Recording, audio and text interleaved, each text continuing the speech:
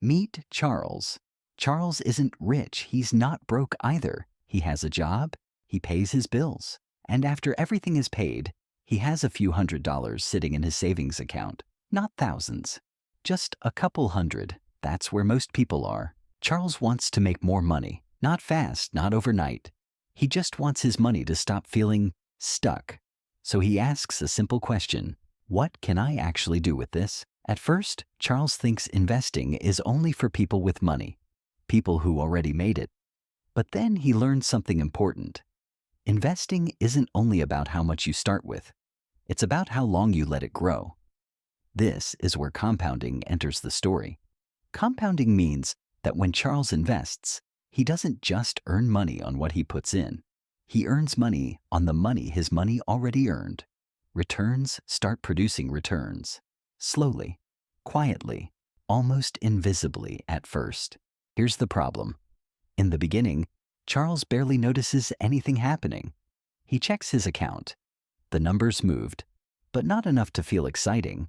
And this is where most people stop, because compounding doesn't reward impatience. It rewards time. Charles almost gives up. He thinks, this isn't worth it. It's too small to matter. But here's what Charles doesn't see yet. Compounding doesn't grow evenly. Most of the growth happens later. The early years are just preparation. Think of it like this. Charles is pushing a snowball. At first, it's tiny. Each push barely adds anything. But as it rolls, each rotation adds more snow than the last. Eventually, the snowball gets big enough that it starts growing on its own. That's compounding. The hardest part is getting the snowball moving and not stopping too early. Now imagine two versions of Charles. One starts early with small amounts. The other waits years, planning to invest seriously later. The second Charles may invest more money, but the first Charles had something more valuable: time. Time did the heavy lifting. This is why starting early matters. Not because you're richer, not because you're smarter, but because compounding needs time to reveal its power. And time only moves in one direction. Important detail: nothing here is guaranteed.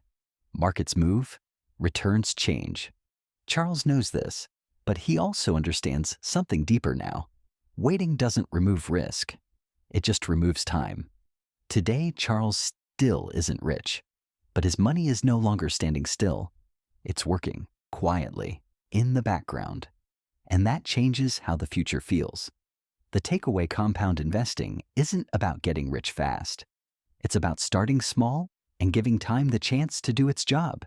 Because whether Charles invests or not, time will pass anyway.